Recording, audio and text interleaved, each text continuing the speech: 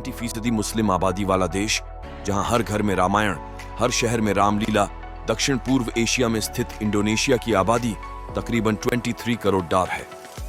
ये दुनिया का चौथा सबसे अधिक आबादी वाला देश है और साथ ही सबसे बड़ा मुस्लिम आबादी वाला देश भी। ये ऐसा मुस्लिम देश है जिसके बारे में कहते हैं कि यहाँ हर घर में रामायण मिल जाएगी और हर मुस्लिम इसे पढ़ता जरूर है। उसे लगता है कि ये उसकी जड़ों से जुड़ी है। इसी वजह से यहाँ हर शहर में रामलीला का मंचन जरूर होता है, जिसमें मुस्लिम हिस्सा भी लेते हैं और बड़े चाव से इसे देखते भी हैं। साल 1973 में यहाँ सरकार ने अंतर्राष्ट्रीय रामायण सम्मेलन का आयोजन किया था। यह अपने आप में काफी अनूठा आयोजन था, क्योंकि घोषित रूप से कोई मुस्लिम राष्ट्र पहली बार किसी अन्य धर्म के धर्म ग्रंथ के सम्मान में इस तरह का कोई आयोजन कर रहा था। इंडोनेशिया में आज भी रामायण का इतना गहरा प्रभाव है कि देश के कई इलाकों में रामायण के अवशेष और पत्थरों तक की नक्काशी पर राम कथा के चित्र आसानी से मिल जाते हैं। भारत और इंडोनेशिया की रामायण में थोड़ा अंतर है।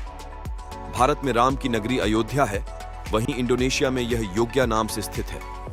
यहाँ राम कथा को ककनिन या काकावीन रामायण नाम से जानते हैं।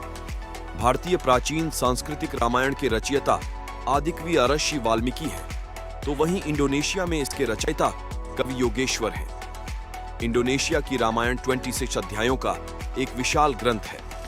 इस रामायण में प्राचीन लोकप्रिय चरित्र दशरथ को विश्वरंजन कहा गया है, जबकि उसमें उन्हें एक शैव भी माना गया है, यानी कि वे शिव के आराधक हैं। इंडोनेशिया की रामायण का आरंभ भगवान राम के जन्म से होता है, जबकि विश्वामित्र के साथ राम और लक्ष्मण के प्रस्थान में समस्त ऋषिगणों की ओर से मंगलाचरण किया जाता है और दशरथ के घर इस ज्येष्ठ पुत्र के जन्म के साथ ही हिंदेशिया का वाद्य यंत्र गामलान बजने लगता है। इंडोनेशिया की रामायण में नौसेना के अध्यक्ष को लक्ष्मण कहा जाता है, जबकि सीता को सिंता कहते हैं। हनुमान तो इंडोनेशिया के सर्वाधिक लोकप्रिय पात्र हैं।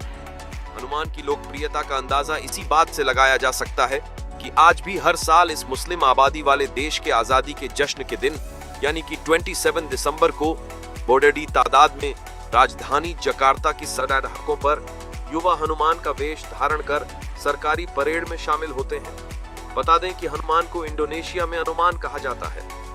पिछले साल ही इंडोनेशिया सरकार ने भारत के कई जगहों पर इंडोनेशिया की रामायण पर आधारित रामलीला का मंचन करवाने की मांग की थी। इंडोनेशिया के शिक्षा और संस्कृति मंत्री अनीस बासवेदन भारत आए थे और उन्होंने भारतीय संस्कृति मंत्री महेश शर्मा से मुलाकात कर यह कहा कि इंडोनेशिया चाहता है कि वो साल में कम से कम 2 बार भारत में अपने यहाँ प्रचलित रामायण का भारत में प्रसारण करे।